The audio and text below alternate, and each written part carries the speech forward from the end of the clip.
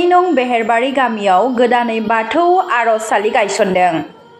चिरां जिल्ला खुंग्रि ओनसोलनि सिङाव थानाय नै नं बेहेरबारि गामियाव गोबाव समनिफ्रायनो बाथौ धोरोमखौ गोबानानै रायजो जाबोदोंब्लाबो दिनैसिम बाथौ आर'जसालि गैयामोन। बिथांमोनहा गावबा गावनि नखरावनो धोरोमखौ फालिबोदोंमोन। नाथाय दिनै बिथांमोनहा गुबुन गुबुन ओनसोल एबा गामिफोरनि बाथौ धोरोमफोराव पुर्णिमा एबा अमाबस्या समाव आर'ज खालामनाय बायदि बिथांमोनहाबो आर'ज खालामनो थांखिजों दिनै गामियाव गंसे आर'ज थानसालि गायसनना लायो। लोगोसे बे आर'ज थानसालिखौनो बेखेवनानै होयो खुंग्रि बियाब बाथौ गौथुमनि गाहाय नेहाथारि साइन नार्जारि बिथाङा। दिनैनि बे गोथार बुब्लियाव मिडिया नोंथांमोननिसिम आंनि गोसो गोरबोनिफ्राय गिबियाव खुलुमनाय बावहरबाय। दा आङो नैबे खुंग्रिं दुलाराय बियाब बाथौ गौथुमनिफ्राय नैबे खुंग्रिं बियाब दुलाराय बाथौ गौथुमनि सिङाव थानाय 2 नं बेहेरबारि गामियाव आं दंफैयो। आङो दिनैहाय आंखौ नैबे 2 नं बेहेरबारि गामियाव 2 नं बेहेरबारि गामिनि मानाव गेदेर बाथौ सिबियारि रायजो राजा बिथांमोनहा गावसोर गामिनि गंसे बाथौ आर'जसालि थानसालि गंसे आबुङै लुफुंनानै लानो हादों।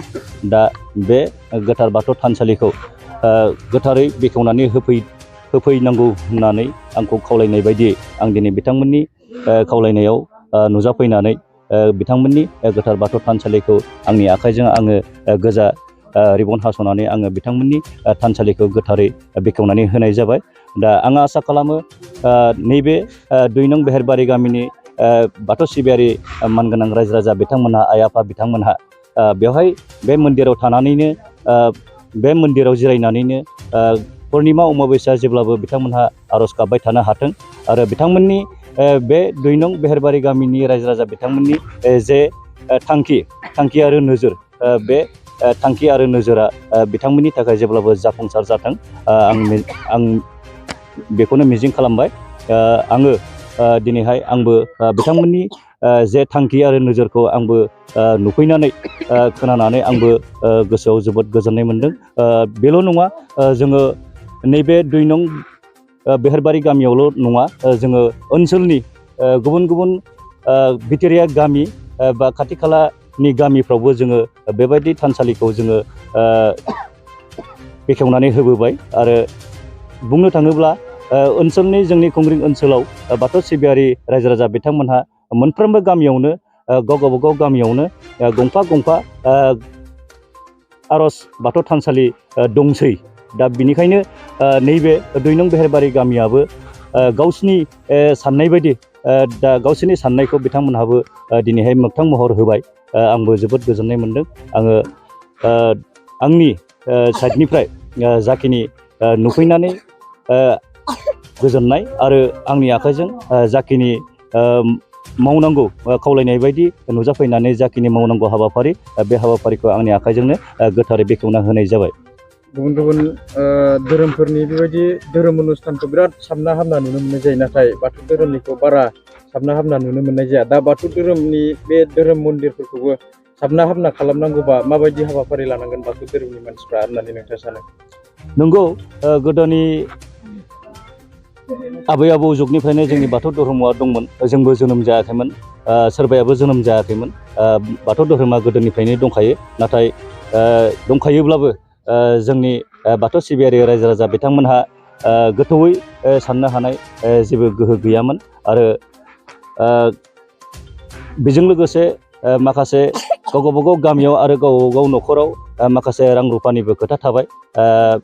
जोङो बेहाय मोनसे थानखौ फोसाबनांगौबा एसे रां रुफानिबो बाथ्रा फैयो आरो सुबुंफोरनि गियाननिबो बाथ्रा फैयो। जोङो गियान गैयाबा जोङो साब सिखोनबो जाया आरो गोथौ बाथ्राखौ जोङो बुजिख'नो हाया आरो रां रुफा गैयाबा जोङो साबना हामनाबो खालामनो हाया। दा जोङो बैफोर सिगाङाव जालांनाय माबाफोर गोरोन्थिफोर बे गोरोन्थिफोरखौ जोङो गोसोखांनो नांला आरो जोङो गोसोखांनायबो नङा।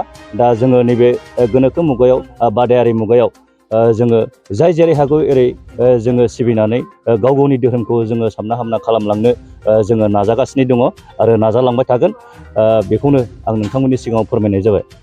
दिनैनि बे बुब्लियाव नोंथांमोननि मिडियानि गेजेरजों बेखौनो जोङो फोरमायहरनो लुगैयो जाहाथे जोंनि 2 नं बेहेरबारि गामिनि साफ्रोमबो रायजो राजाफ्रा बाथौ धोरोमनि सिबियारिफ्रा बे ग्रोब ग्रोब ओंखारबोदों जाहाथे आरो बेबायदि नेक्स्टआव आरो जोङो आइ आफा होननानै जोङो ज' ज' बिखा फोरदाननानै जों जाहाथे आरो बिनिफ्राय जोङो साबसिन जोङो बानायनो हायो मन्दिरफोरखौ जोङो बिनिफ्राय साब सिखोनसिन खालामलांनो हायो जों नाजालांबाय थागोन। आरो बेजों लोगोसे जोङो जानाखि मावनांगौ आद्रा दंबावो बेखौ जाहाथे जोङो मोजां रोखोमै जाहाथे जों मावलांनो हायो। जानाखि जों दिनैनि बे अपेनिंआव माने एसे रां रुफानि प्रब्लेम हिसाबै जों जानाखि एसे मावनांगौ बेखौ जों एसे खमजुरि बायदियैनो जोङो मावनांनाय जाबाय आरोखि। जाहाथे आरो जों आसा खालामो नेक्स्टआव जोङो मोजां जोङो जाहाथे खालामलांनो हायो।